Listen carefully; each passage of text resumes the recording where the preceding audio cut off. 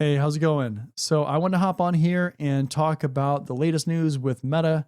If you don't know, they made a huge announcement and it could be affecting you, but also it might be something that you've never thought about in this career field, in the cybersecurity or IT or tech career field.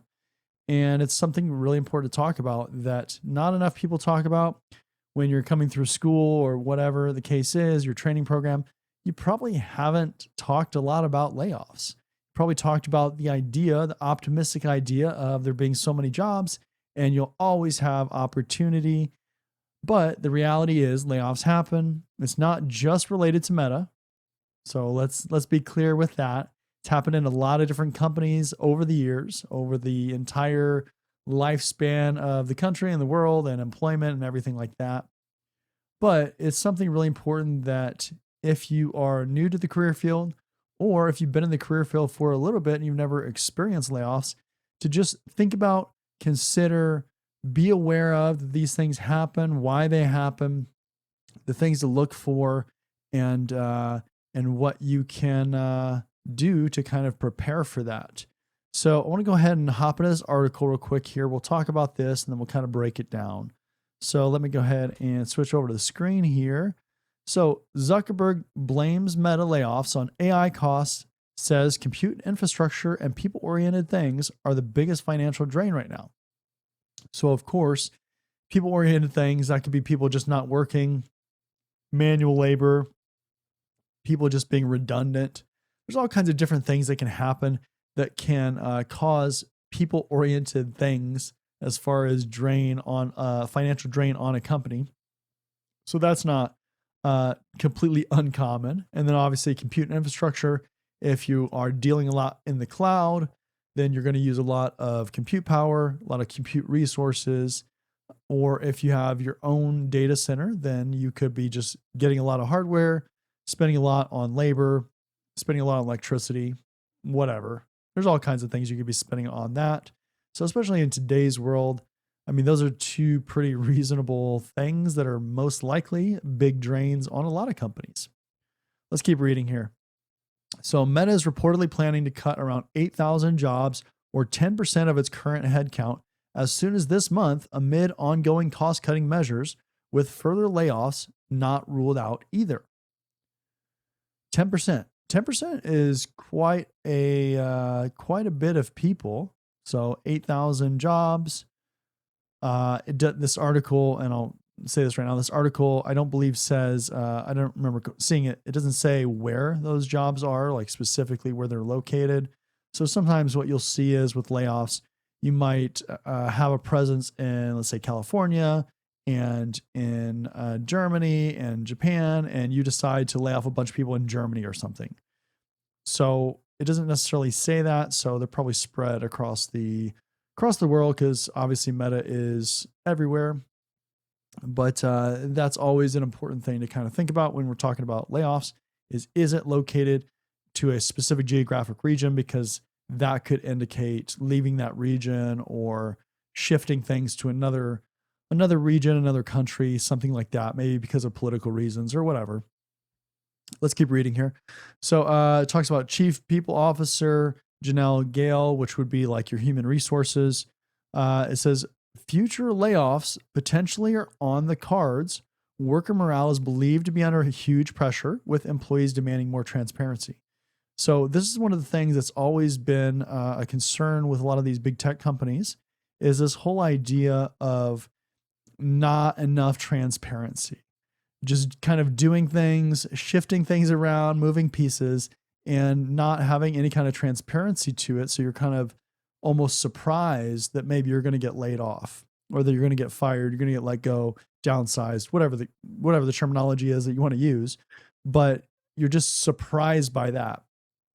And a lot of these big tech companies have been under that scrutiny for a while because they just haven't been transparent enough to employees, or at least as far as how they feel.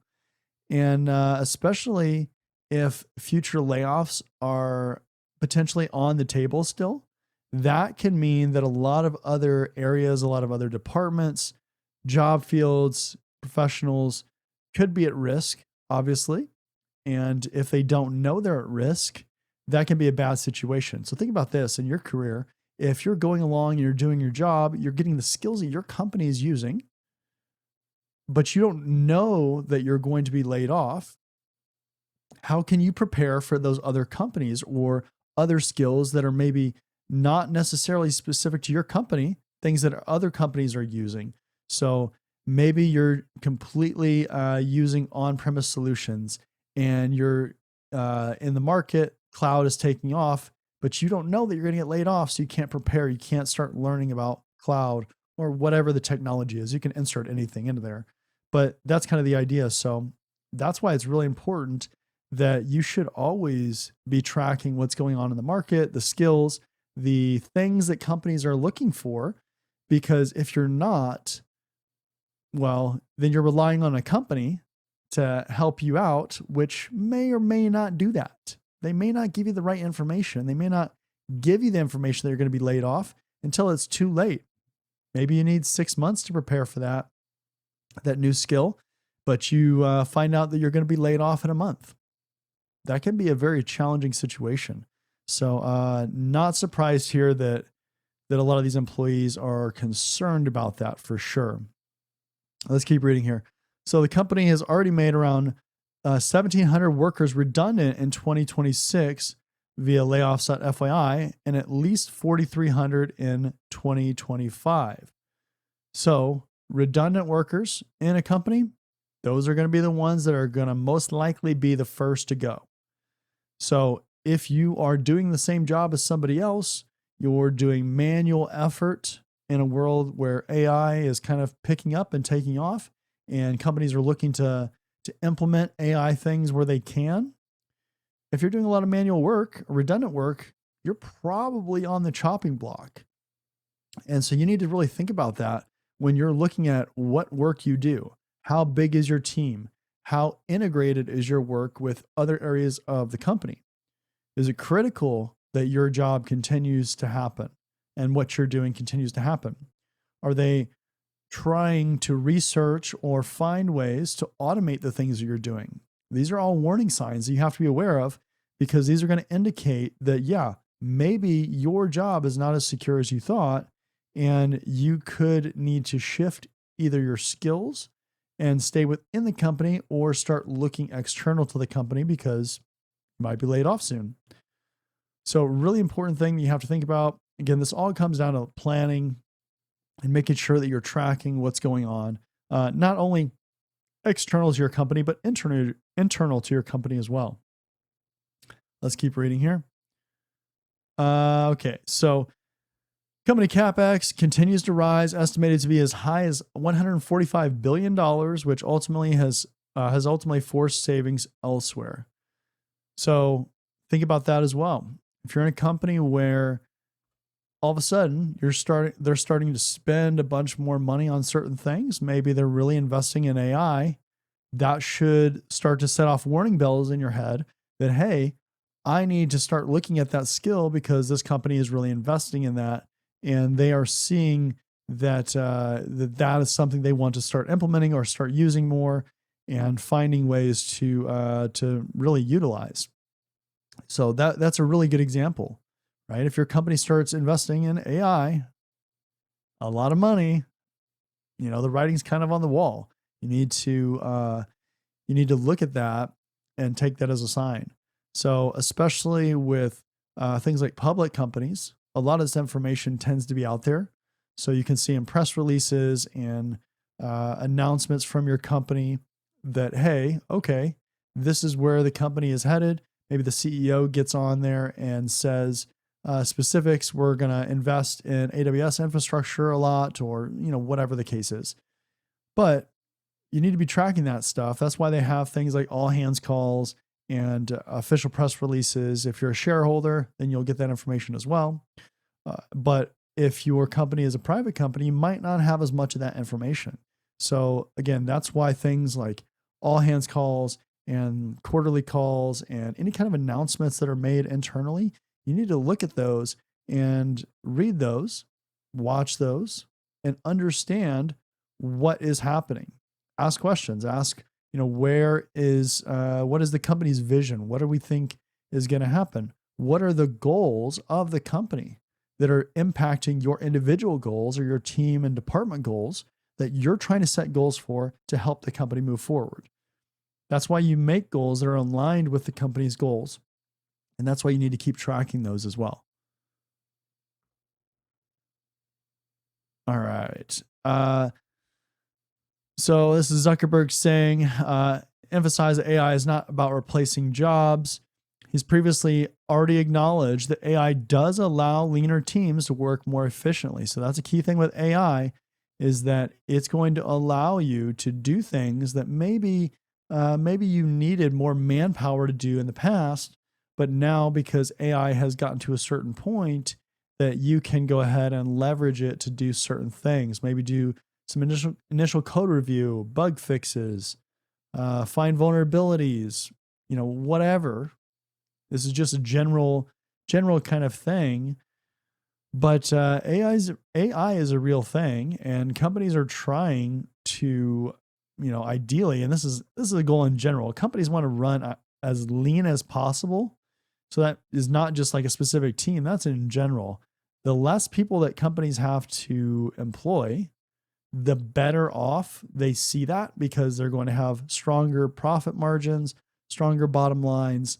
They're just going to make more money. So they don't want to unnecessarily have people on the payroll.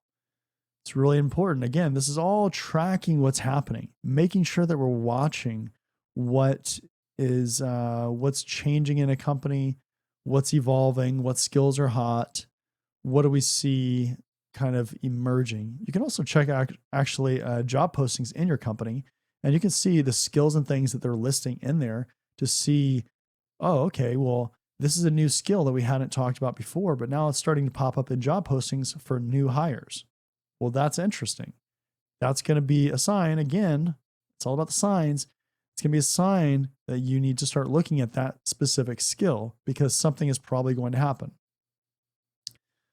However, despite a milestone quarter with a 33% rise in revenue to 56.31 billion, company shares are down about 9% following the company's latest earning post, with investors more likely worried about the major capex spend than labor shifts. So, as far as the investment aspect goes and the equities and market and all that stuff, investors are not convinced necessarily with how that money is being spent on some technology, on AI, on some investment, versus maybe having a redundant labor force or redundant workers, or maybe more workers than are necessary.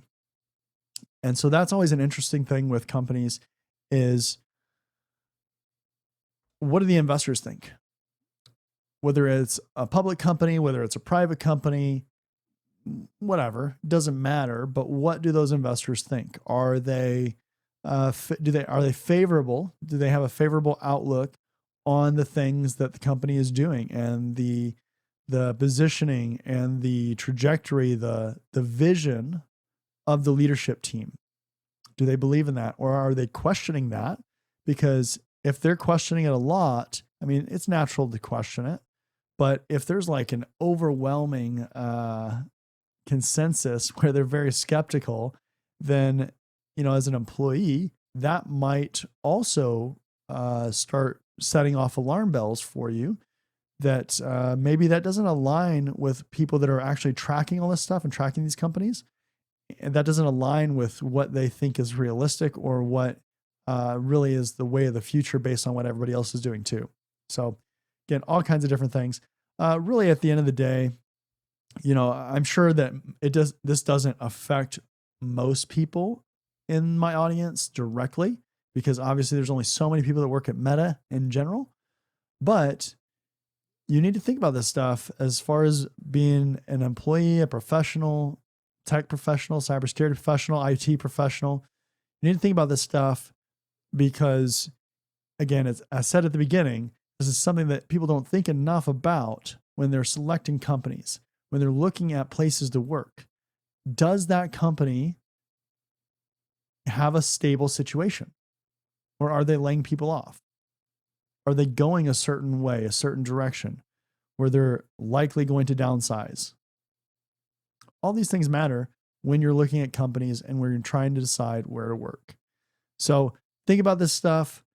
Again, hopefully this has been helpful for you and makes you think a little bit about something that you might not have thought about before, or maybe you have thought about it, makes you think a little bit deeper, kind of reevaluate the situation.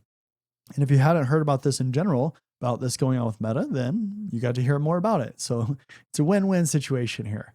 So with that being said, we'll see you in the next one. See you later.